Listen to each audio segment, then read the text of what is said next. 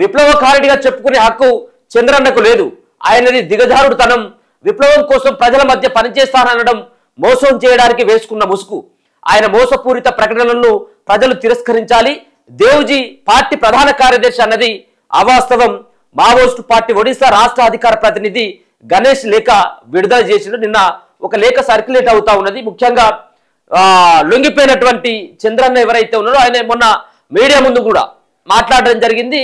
మేము ప్రజల మధ్యలో ఉండి పనిచేస్తామని చెప్పేసి విప్లవం కోసం మేము ఖచ్చితంగా మాకున్నటువంటి సిద్ధాంతాలని మాకున్నటువంటి మేము ఏదైతే అడవిలో నమ్ముకున్నటువంటి సిద్ధాంతాలని ఇప్పుడు ప్రజల మధ్యలోకి వచ్చి మేము అమలు చేస్తామని చెప్పేసి చెప్పడం అంతా కూడా ఇదంతా ఒక కొత్త ముసుగు అని చెప్పేసి ఒక మావోయిస్టు అధికార ప్రతినిధి గణేష్ పేర ఒక లేఖ అయితే రిలీజ్ కావడం జరిగింది. అంతేకాకుండా 51 మంది మావోయిస్టులు నిన్న సరెండర్ ఛత్తీస్గఢ్ బీజాపూర్లో లొంగిపోయినటువంటి ఒక పరిస్థితి అయితే కనపడతా ఉన్నది.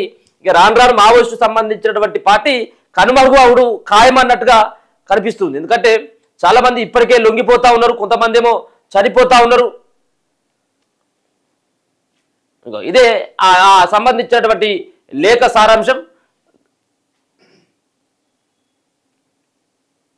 దీర్ఘకాలిక అంతర్యుద్ధం మార్గంలో ముందుకు సాగడమే తమ వైఖరి అని సిపిఐ మావోయిస్టు పార్టీ కేంద్ర కమిటీ సభ్యుడు చంద్రన్న చేసిన తప్పుడు ప్రచారాన్ని మోసపూరిత ప్రకటనలు తిరస్కరించాలని మావోయిస్టు పార్టీ ఒడిశా రాష్ట్ర అధికార ప్రతినిధి గణేష్ బుధవారం ఒక ప్రకటన విడుదల చేసిండు.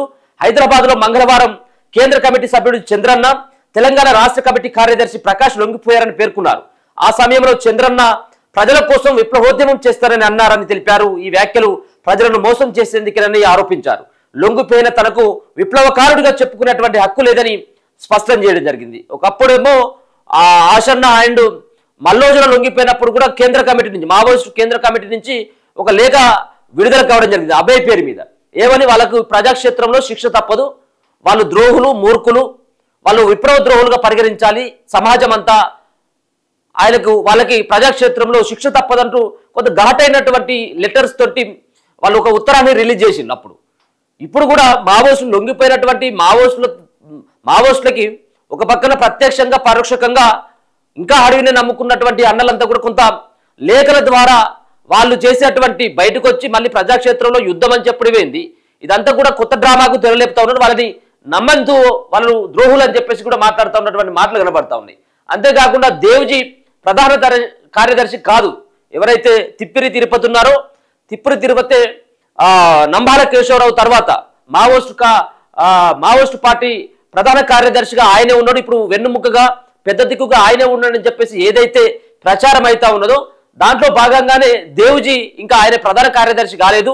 ఒక పక్కన ఆపరేషన్ కగారు కొనసాగుతూ ఉంటే మావోయిస్టులు ఒక దగ్గరికి వచ్చి మీటింగ్ పెట్టుకున్నటువంటి ఆ సాహసం చేసేటువంటి స్థితిలో ఇప్పుడు లేదు. కాబట్టి ఇది ఇట్లనే పెండింగ్ ఉంటుందనేది దాంట్లో చెప్పుకొచ్చేటువంటి ప్రయత్నం చేసిండ్రు. ప్రధాన కార్యదర్శిగా తిప్పిరి తిరుపతి అలియాస్ దేవుజీ ఎన్నికయ్యారని చంద్రన్న చెప్పిన విషయంలో వాస్తవం లేదని పేర్కొన్నారు. పార్టీ ప్రధాన కార్యదర్శి బసవరాజు అమరుడైన తర్వాత కేంద్ర కమిటీ సమావేశం జరగలేదని వెల్లడించారు. ఆపరేషన్ కగార్ పేరుతో కేంద్ర ప్రభుత్వం తీవ్రంగా దాడి చేస్తుందని, కేంద్ర కమిటీ సమావేశం నిర్వహించడానికి ఎటువంటి పరిస్థితులు లేవని వెల్లడించారు. తాత్కాలికంగా పార్టీ క్లిష్ట పరిస్థితిని ఎదుర్కొంటుందని తెలిపారు. గత 2 ఏళ్లుగా తీవ్రమైన భౌతిక నష్టాలను పార్టీ ఎదుర్కొంటుందని తెలిపారు. వాటిని అధిగమించడానికి ఉద్యమాన్ని ముందుకు తీసుకెళ్లడానికి తాము ప్రయత్నాలు కొనసాగిస్తున్నామని తెలిపారు. ప్రభుత్వాలు సృష్టిస్తున్న ఈ అరాచకాలకు బల కాబోద్దని పార్టీ కార్యకర్తలకు, ప్రజలకు, శ్రేయాభిలాషులకు, మద్దతుదారులకు విజ్ఞప్తి చేస్తున్నామన్నారు. కాగా సిపిఐ మావోయిస్టు పార్టీ ఒడిశా రాష్ట్ర అధికార ప్రతినిధి గణేష్ పేరుతో ప్రకటన విడుదల చేసింది పాకా హనుమంతుగా తెలుస్తున్నది. ఆయన నల్గొండ జిల్లా చెండూరు మండలం పుల్లేల గ్రామానికి చెందిన వారని సన్నిహితులు చెప్తున్నారు. అయితే దేవుజీ ప్రధాన కార్యదర్శిగా అంటే తిప్పురి తిరుపతి అలియాస్ దేవుజీ ఎన్నికైళ్ళు అని చెప్పేసి చంద్రన్న చెప్పిండు. మొన్న మావోయిస్టులు వాళ్ళు ఏదైతే లొంగిపోయినో చంద్రన్న వాళ్ళు ప్రెస్ ముంగట చెప్పడం జరిగింది.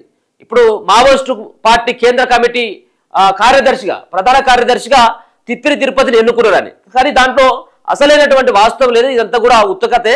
ఎందుకంటే ఆల్రెడీ ఒక పక్కన ఆపరేషన్ కగారు ఎంత ఉధృతంగా ఆల్రెడీ గాలింపు చర్యలు చేపడుతుందో మనం చూస్తున్నాం. ఈ టైంలో మావోయిస్టు పార్టీ ఒక దగ్గరికి తీసుకొని వచ్చి అందరినీ మీటింగ్ పెట్టేటువంటి సాహసం చేస్తుందని నేనైతే అనుకోవట్లేదు. సో ఇదంతా కూడా మరి కల్పించి చెప్పేటువంటి ప్రయత్నం ఏమైనా చంద్రన్న చేసిండా, లేకపోయినట్టుందంటే నిజమేనా, లేకపోతే దీన్ని దాచిపెట్టాలన్నటువంటి ఉద్దేశంతో మరి గణేష్ అన్నటువంటి ఆ పేరు మీద లేఖ విడుదలైనటువంటి వ్యక్తి ఏమైనా చెప్పదలుచుకున్నాడా అనేది తెలియదు. కానీ ఇప్పుడైతే మాత్రం కాకావికలం అయిపోతా ఉన్నది మావోయిస్టు పార్టీ. ఇది చంద్రన్న అసలు లొంగిపోతారు అని చెప్పేసి ఎవరు కూడా అనుకోలేదు. చాలామంది ఇప్పటికే అంజన్ ఎవరైతే ఆషన్నతో పాటు మల్లోదనతో ఆల్రెడీ లొంగిపోయేటువంటి వాళ్ళందరూ కూడా వాళ్ళతో లొంగిపోయిందిగా, ఇక అక్కడికే స్టాప్ అవుతుంది కావచ్చు అని చెప్పేసి అనుకున్నాం. కానీ ఇంకా ఆ దారి అంతా కూడా ఇప్పుడంతా కూడా ఇంకా వరుసగా కొనసాగుతూ ఉన్నది. ఆయా రాష్ట్ర ప్రభుత్వాల ముంగట వాళ్ళు సరెండర్ అవుతా ఉన్నారు. నిన్న కూడా ఛత్తీస్గఢ్లో దాదాపుగా 50కి పైన మావోయిస్టులు లొంగిపోయారు. ఇగో 51 మంది లొంగిపోయారు నిన్న ఛత్తీస్గఢ్లో మరో 51 మంది మావోయిస్టులు బుధవారం లొంగిపోయారు. బీజాపూర్ జిల్లాలోని పోలీసుల ముందు సరెండర్ అయినలు. గత ఆదివారం 21 మంది మావోయిస్టులు కాంకేర్ జిల్లాలో లొంగిపోయిన విషయం విదితమే. తాజాగా 51 మంది లొంగిపోతే వారిలో 9 మంది మహిళలు ఉన్నారట. ఇందులో 5గురు people's liberation guerrilla army battalion సభ్యులు, ఒక ఏరియా కమిటీ సభ్యుడు, 7గురు ఫ్లాటూన్ సభ్యులు, 14 మంది మిలీషియా ఫ్లాటూన్ మెంబర్స్, 20 మంది సాధారణ మిలిటెంట్లు ఉన్నారని పోలీసులు తెలిపారు. ఇందులో 22 మంది పైన మొత్తం 66 లక్షల రివార్డు ఉంది.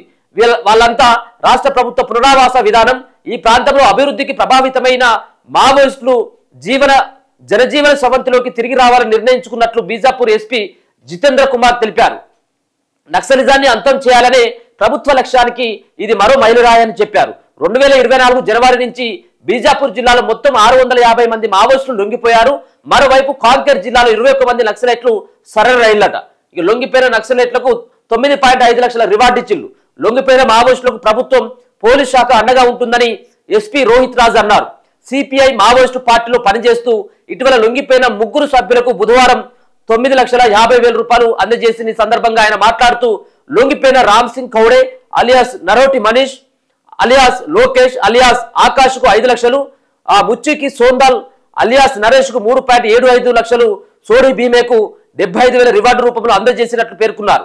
మావోయిస్టు పార్టీలో ఉన్న మిగతా సభ్యులు సైతం ఆయుధాలు వీడి ప్రజాస్వామ్యబద్ధంగా ప్రజల హక్కుల తరపున పోరాడాలని పిలుపునిచ్చిన కార్యక్రమంలో additional SP operation Narender, RI operations Ravi కూడా దీంట్లో పాల్గొనడం జరిగింది. వాళ్ళకు నిన్న లొంగిపోయినటువంటి మావోయిస్టులకి వాళ్ళ మీద ఉన్నటువంటి రివార్డులు ఆయా సంబంధించినటువంటి జిల్లాలకు సంబంధించినటువంటి ఎస్పీ పోలీసు వాళ్ళు కూడా అందించడం జరిగింది. మిగతా వాళ్ళు కూడా లొంగిపోవాలని చెప్పేసి కూడా చెప్తా ఉన్నారు, జనజీవన స్రవంతిలో కలవాలని చెప్పేసి. సో ఒక పక్కన ఇంకా మిగిలిపోయినటువంటి మావోయిస్టుల కోసం ఇప్పుడు ఉన్నటువంటి దేవ్జీ కావచ్చు, ఏదైతే ప్రధాన కార్యదర్శిగా మావోయిస్టు పార్టీ ప్రధాన కార్యదర్శిగా ఆయన ఉన్నాడని చెప్పేసి చెప్తున్నటువంటి దేవ్జీ అలియాస్ తిప్పరి తిరుపతి అండ్ మడవి ఇడ్మా కోసం పోలీసులు అయితే మాత్రం ముమ్మరంగా గాలింపు చర్యలు అయితే చేపడుతున్నారు. చూద్దాం మరి ఇప్పుడైతే ఉన్నటువంటి పరిస్థితుల్లో మరి వాళ్ళు దొరుకుతారా అంటే చాలా కష్టమే.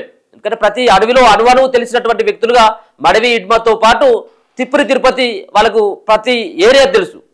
దక్షిణ బస్తర్లో ఉన్నటువంటి ప్రతి ఏరియా కూడా వాళ్ళకి కొంత తెలుసు. మరి ఇప్పుడు ఉన్నటువంటి ఆధునిక టెక్నాలజీ మరి ఆపరేషన్ కగారుతోటి వేల బలగాలు అడవిని జల్లెడ పడతా ఉంటే మరి ఖచ్చితంగా వాళ్ళ ఆచూకిని కనుక్కోవాలి. ఒకవేళ లొంగిపోయినా లేకపోయినట్లయితే లొంగిపోకపోయినట్లయితే ఇక మట్టిలో కలిపేయడమే ధ్యేయంగా ఆపరేషన్ కగారు అయితే కొనసాగుతా ఉన్నది. సో ఇది మావోయిస్టు పార్టీకి తీరనటువంటి దెబ్బగా చెప్పుకోవచ్చు లొంగిపోయినటువంటి మావోయిస్టులతో. అంతేకాకుండా చంద్రన్న లేకపోయినా మావోయిస్టు సంబంధించినటువంటి పార్టీ నుంచి ఒడిశా రాష్ట్ర అధికార ప్రతినిధిగా గణేష్ ఒక విడుదలనైతే చేయడం జరిగింది లేఖని.